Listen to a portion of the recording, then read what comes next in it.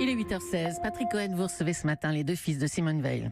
Bonjour Jean Veil. Bonjour monsieur. Bonjour Pierre-François Veil. Bonjour monsieur. Le dernier hommage à Simone Veil, votre mère, avant son entrée au Panthéon dimanche, commence donc ce matin à 10h au Mémorial de la Shoah à Paris, qui ouvre ses portes pour 2 jours de recueillement. Les cercueils de vos 2 parents, Simone et Antoine Veil, y seront exposés sous la surveillance de 2 gardes républicains. Image puissante, geste exceptionnel. Quel sens voulez-vous donner à ce moment? D'abord, c'est bien votre choix. Jean Veil. Oui, enfin, je ne sais pas exactement quelle est la question. Est-ce que notre choix c'est le Panthéon? Est-ce que notre choix c'est le mémorial ou les gardes républicains? Non, d'abord le mémorial de la Shoah, oui. Le mémorial, oui, c'est notre choix du point de départ, n'est-ce pas? La dernière panthéonisation, les 4 résistants qui ont été panthéonisés par François Hollande sont partis de la Sorbonne. On nous a proposé éventuellement soit le Sénat, soit l'Assemblée nationale, mais comme maman n'avait jamais été ni député ni sénateur, était député européen, Pierre-François a pensé que ce serait compliqué de les faire venir à dos de gardes républicains depuis Strasbourg ou Bruxelles, et donc on a pensé que le mémorial était plus adéquat. Et Simone Veil avait contribué à bâtir ce mémorial. Pierre-François Veil. Le mémorial, en fait, c'est l'héritier d'un centre de documentation qui a commencé à exister dès 1943, c'est-à-dire en plein milieu de la tourmente, par la réunion d'un certain nombre de documents permettant de conserver la mémoire de ce qui n'existerait plus à la fin de la guerre. Et puis, effectivement, maman est devenue vice-présidente, membre du conseil d'administration, puis vice-présidente du mémorial, qui ne s'appelait pas encore le mémorial, qui s'appelait le centre de documentation juive contemporaine, dans les années 80. Et lors de la constitution de la fondation de la mémoire de la Shoah, en l'an 2000, effectivement, le mémorial a été complètement refait, reconstruit, agrandi, est devenu un centre de documentation absolument considérable, puisque c'est le premier centre de documentation en Europe, et elle en a été la vice-présidente très longtemps. Donc 2 jours de recueillement ouvert au public avant l'entrée au Panthéon, la panthéonisation, comme vous l'avez dit Jean Veil. Je le disais, geste, image puissante et geste et moment exceptionnel. Le président de la République a pris la décision dans un délai extrêmement bref, puisqu'il a annoncé sa décision, maman était décédée le 30 juin. Et il a pris sa décision, il a annoncé sa décision le 5 juillet, ce qui n'est pas si fréquent. Il n'y a que Victor Hugo qui soit allé immédiatement après son décès au Panthéon. Et il a décidé que ce couple qui avait vécu 67 ans ensemble s'accompagnerait au Panthéon. Il y avait un précédent, puisque Marcellin Berthelot venait emmener son épouse. Et il a considéré probablement que la parité dont on parle tant et l'égalité entre les hommes et les femmes justifiait que maman puisse se faire accompagner par son mari. Le Panthéon dimanche avec un discours présidentiel annoncé comme très politique. On en parlait tout à l'heure dans le journal de 8h avec David Doucan, compte tenu de la dimension européenne de Simone Veil et de la crise actuelle ou de la remise en cause par un certain nombre de pays des valeurs européennes. Est-ce qu'on peut dire que son credo européen a été l'un des moteurs essentiel de son engagement public? Je crois que oui. D'ailleurs, nous sommes à Europe 1 pour en parler, donc là aussi c'est l'Europe.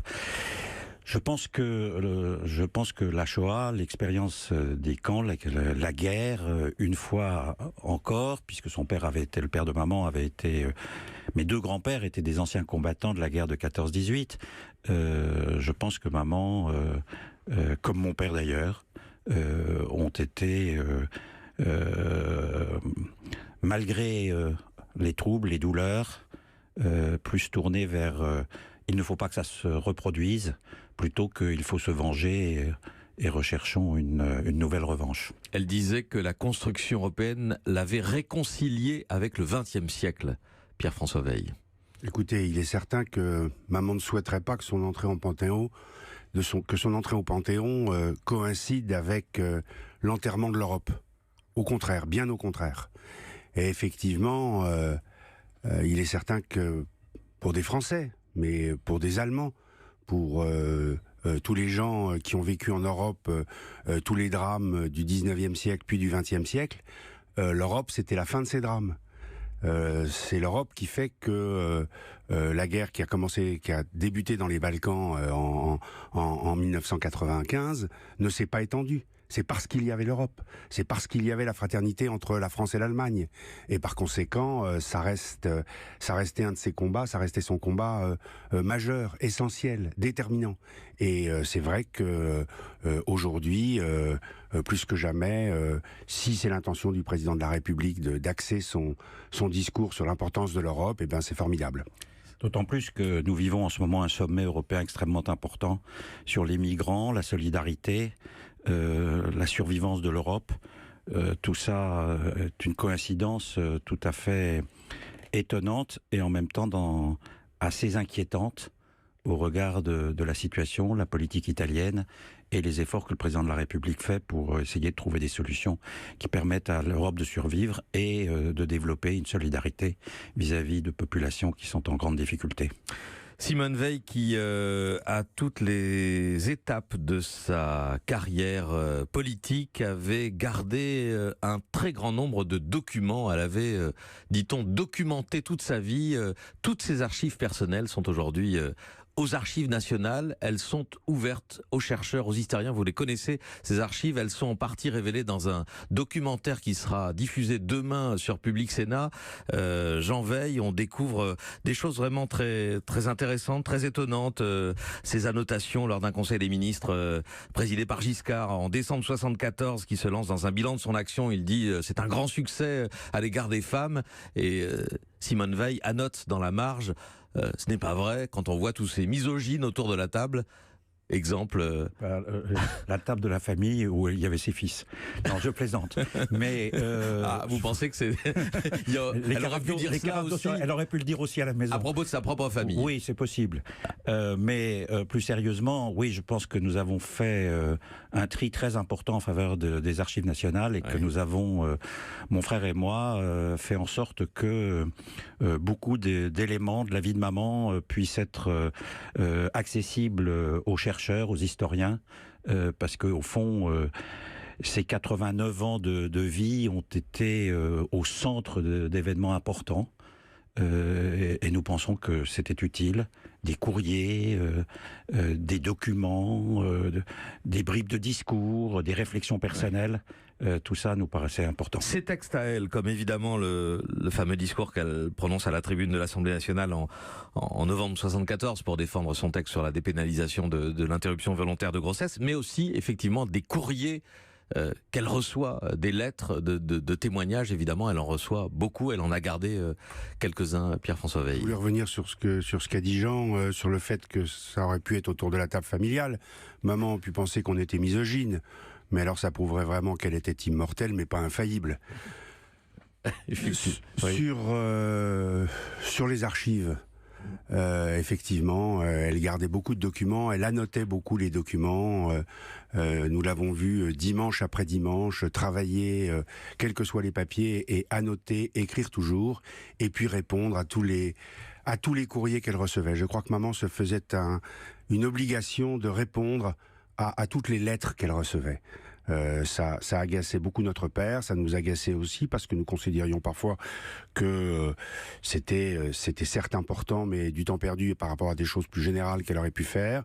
Et aujourd'hui, je mesure à quel point effectivement elle avait raison, toujours, de répondre aux courriers qu'elle recevait. Un autre document essentiel quand elle postule pour son premier poste à l'administration pénitentiaire, il y a un courrier de motivation en quelque sorte, une lettre où elle explique ce qui l'a fait postuler pour ce poste. Décidé depuis mon adolescence à être avocat, l'expérience de la déportation n'a fait que confirmer cette intention, espérant pouvoir faire quelque chose pour les condamnés ou anciens condamnés victimes de leur passé, de leur milieu et de leur misère. Document inédit donc dans les archives personnelles de Simone Veil et révélé, je le répète, dans ce documentaire de Public Sénat. C'est un éclairage passionnant. J'ai encore retrouvé il y a moins d'un mois dans les documents de maman l'original d'une lettre qui lui avait été signée par le garde des Sceaux de l'époque, Jean Foyer, en 1964. Maman est jeune magistrat, la félicitant d'avoir